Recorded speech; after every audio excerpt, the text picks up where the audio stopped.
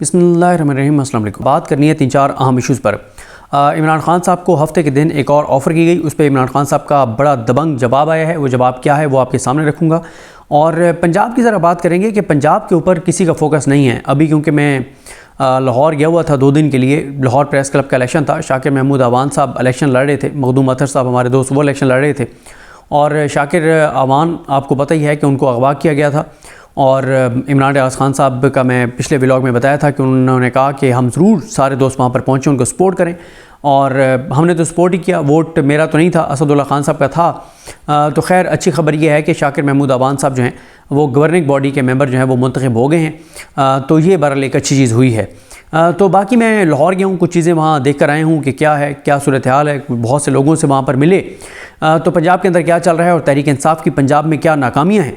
तहरीक इंसाफ की मरकज़ी क़यादत किस तरह से मरीम नवाज़ को एक उन्होंने बिल्कुल एक खुला रास्ता दिया हुआ है कि मरीम नवाज़ अपने सूबे के अंदर जो बद इंतज़ामी है, जो करप्शन है, जो लूट मार है, जो कुछ वहाँ पे जो अच्छे ब्यूरोक्रेट्स हैं, जो कुछ उनके साथ हो रहा है। लेकिन तहरीक इंसाफ इसके ऊपर मुकम्मल तौर पे ज़बान अपनी तहरीक इंसाफ ने बंद कर रखी है। किसानों के साथ जो कुछ हो रहा है, इंडस्ट्रियलिस्ट के साथ जो कुछ हो रहा है, कारोबारी अफराद के साथ जो कुछ हो रहा है, आवाम के साथ जो हो रहा है, 13 करोड़ के सूबे के साथ जो खिलवाड़ हो रहा है, उसके ऊपर तहरीक इंसाफ ने जो है वो मुकम्मल खामोशी इख्तियार कर रखी है। ख़ास तौर पर मैं आपसे शेयर करूँगा कि मैंने इस पर चेक किया है कि जो एक हुकूमती प्रोपेगेंडा था, DC खुशाब सरोज फातिमा शिराजी साहिबा जो हैं उनको चेंज किया गया। वो मामला और माजरा क्या था वो भी आपके सामने रखूँगा।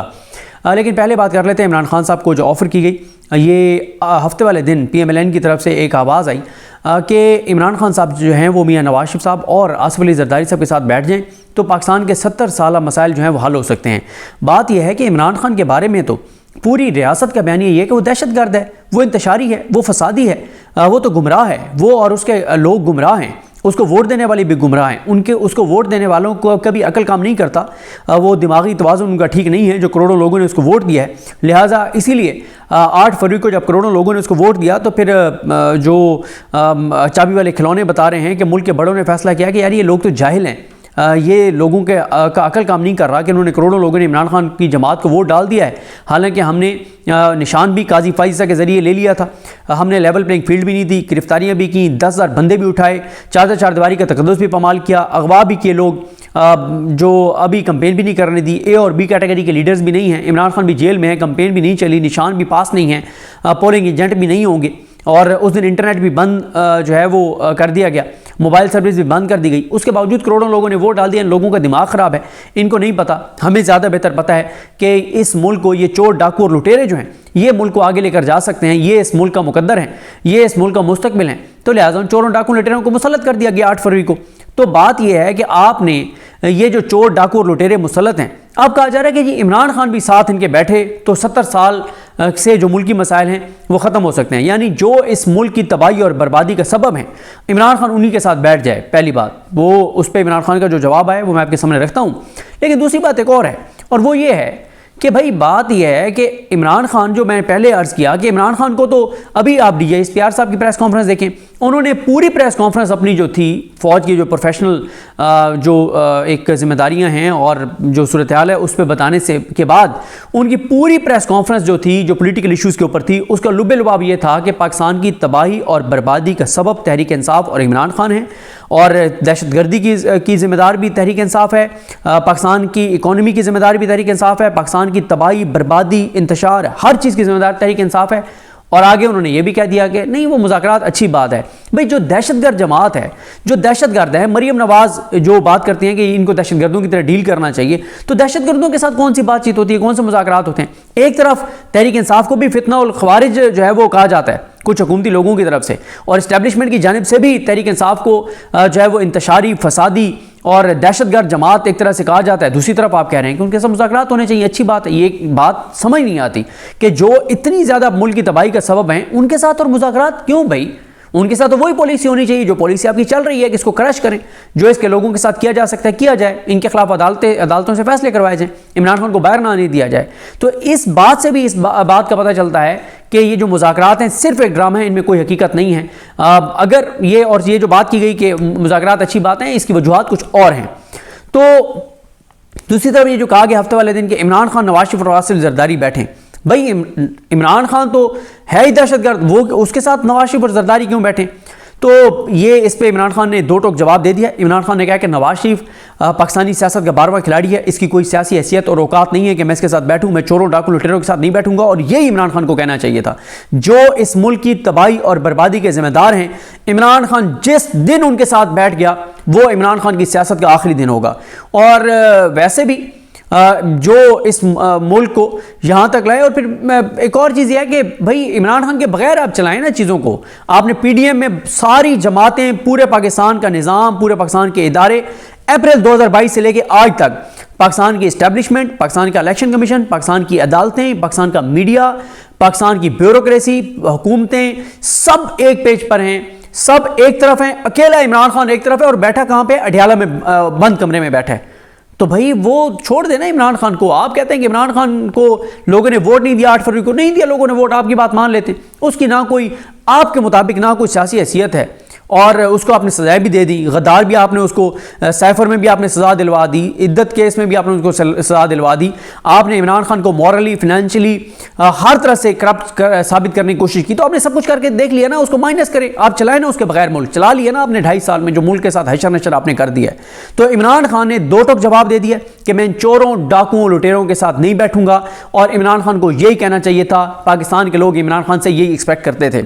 अब आ जाए इमरान खान साहब का और जो तफसीली पैगाम जारी हुआ है उस पर आते हैं। इमरान खान साहब कहते हैं कि मुझे अल्लाह पर पूरा यकीन है कि 2025 इस कौम के लिए हकीकी आज़ादी का साल होगा। रजीम चेंज के बाद मुल्क की मईशत तबाह होकर रह गई, कारोबार बंद हो रहे हैं, नए सरमायाकार जो हैं वो पाकिस्तान नहीं आ रहे, बल्कि जो पहले से यहाँ पे सनतें हैं, जो सनतें लगाने वाले हैं वो अपनी इन्वेस्टमेंट पाकिस्तान से निकाल रहे हैं। मुआशी तरक्की के लिए सरमायाकारी की ज़रूरत होती है।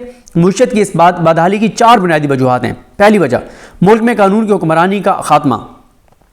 मिलिट्री कोर्ट से सिविलियंस और सियासी कैदियों को सजाएं दिलवाकर सुप्रीम कोर्ट के आईनी बेंच ने अपना मुंह काला किया। क्या ज़बरदस्त जुमला इमरान खान ने कहा है। ये इमरान खान ही जुर्रत के साथ कह सकता है। वो जेल में बैठ के इतना आज़ाद है कि वो ये बातें कर रहा है, और हम लोग आज़ाद हो गए इतने कैद हैं कि हम ये बात नहीं कर सकते थे, जुमला अदा नहीं कर सकते थे। जो उसने ज़बरदस्त बात की है अमीरुद्दीन खान के बारे में, जमाल खान मंदुखेल के बारे में, मोहम्मद अली मज़हर साहब के बारे में, हसन नज़र रिजवी साहब जो इस मैच में शामिल थे, मुसरत हिलाली साहब, नईम अख्तर अफगान साहब। इमरान खान कहते हैं कि सियासी वर्कर्स को और बेगुनाहों को मिलिट्री कोर्ट से सजाएं दिलवाकर सुप्रीम कोर्ट के आईनी बेंच ने अपना मुंह काला किया है। मिलिट्री कोर्ट्स और आईनी बेंच बनाकर मुल्क से रूल ऑफ लॉ का खात्मा कर दिया गया है। इससे हमारा GSP प्लस स्टेटस भी खतरे में पड़ गया। ये बिल्कुल इमरान खान ठीक कह रहे हैं। अगर खुदा न खास्ता पाकिस्तान के GSP प्लस स्टेटस को कुछ हुआ तो उसके जिम्मेदार यही वो जज होंगे जिन्होंने कहा कि दो, जल्दी करो, सजाएं दो मिलिट्री कोर्ट्स में सिविलियंस को, जितनी दे सकते हो इनको सजाएं दो। हालांकि जो फैसला था एजाजुल एहसन साहब का, मुनीब अख्तर साहब का, आयशा मलिक साहबा का, जस्टिस मज़ाहिर अली अकबर नकवी साहब का, वो फैसला था जिसने पाकिस्तान को बचाया था। अब आप बताएं कि पाकिस्तान के साथ मुखलिस कौन है? कौन पाकिस्तान के साथ मुखलिस है? एजाजुल एहसन साहब, मज़ाहिर अली अकबर नकवी साहब, आयशा मलिक साहबा और मुनीब अख्तर साहब, या ये आईनी बेंच वाले जिनके फैसले के बाद, जिनके फैसले को बुनियाद बना के मिलिट्री कोर्ट्स में सिविलियंस को सजाएं दी गई और पूरी दुनिया में पाकिस्तान के खिलाफ इस वक्त बयानियां बनाए, पूरी दुनिया में बात हो रही है और खुदा न खासा पाकिस्तान पर पाबंदियां लग सकती हैं। पाकिस्तान का GSP प्लस स्टेटस जा सकता है। $10 अरब का सालाना पाकिस्तान को नुकसान हो सकता है, जहां पे हम एक एक टके के लिए हम जो है वो मिन्नतें तरले कर रहे हैं पूरी दुनिया की। $10 अरब सालाना का पाकिस्तान को नुकसान हो सकता है इस आईनी बेंच की वजह से, जिस आईनी बेंच ने इजाजत दी, उस काजी फाइज ईसा की वजह से, जिसने अपने यार की सरबराही में बेंच बनाकर और एजाजुल एहसन साहब की सरबराही में जो बेंच था जिसका फैसला था, उस फैसले को मुअत्तल करवाया। तो अब पाकिस्तानियों को अच्छी तरह पता होना चाहिए कि ये वो जुर्म था एजाजुल एहसन साहब का, ये वो जुर्म था मज़ाहिर अली अकबर नकवी साहब का, जिस जुर्म की पादाश में उनको रिजाइन करना पड़ा, उनको अपनी पोजीशन छोड़नी पड़ी। लेकिन खैर, अल्लाह ताला है, इज्जत जिल्लत अल्लाह के हाथ में है, और अगर बंदों के हाथ में होती तो इस वक्त सबसे पाकिस्तान के मुअज़्ज़िज़ जो हैं वो कौन लोग होते? वही होते जिनके पास इख्तियार है, जिनके पास इक़्तिदार है। लेकिन क्योंकि इज्जत जिल्लत अल्लाह के हाथ में है तो इस वक्त सूरत हाल आपके सामने। आज एजाजुल एहसन साहब नहीं है सुप्रीम कोर्ट में, मज़ाहिर अली अकबर नकवी साहब नहीं है, लेकिन आईनी बेंच से ज्यादा उनकी इज्जत और एहतराम है कि उन्होंने कंप्रोमाइज नहीं किया, वो चाबी वाले खिलौने नहीं बने, छोड़ दी पोजीशन। ठीक है, वो जिस वजूहत से छोड़ी, आएंगी चीज़ें, एक वक्त आएगा जब एक एक चीज़ सामने आएगी कि क्यों उन्होंने पोजीशन छोड़ी, मामला क्या था, और मैं बिल्कुल समझता हूं कि उन्होंने ठीक किया था। अब भी देख लें, एजाजुल एहसन साहब होते, अगर एजाजुल एहसन साहब रिजाइन ना करते तो इस वक्त मंसूर अली शाह साहब जो है वो मंसूर अली शाह साहब कब से जो है उन्होंने ये मखसूस नशिस्तों का फैसला भी मंसूर अली शाह साहब ने नहीं देना था कि ये पीटीआई को मिलनी चाहिए। मंसूर अली शाह साहब काजी फायज ईसा के साथ खड़े रहते, काजी फायज ईसा आज आईनी अदालत के सरबराह होते और मंसूर अली शाह साहब जो हैं वो चीफ जस्टिस पाकिस्तान होते और इजाजुल एहसन साहब फिर भी ना बनते, वो होते भी तो ना बनते और मंसूर अली शाह साहब बिल्कुल काजी फायज ईसा के साथ खड़े रहते। ये मैं आपको बिल्कुल कैटेगोरिकल बता रहा हूँ।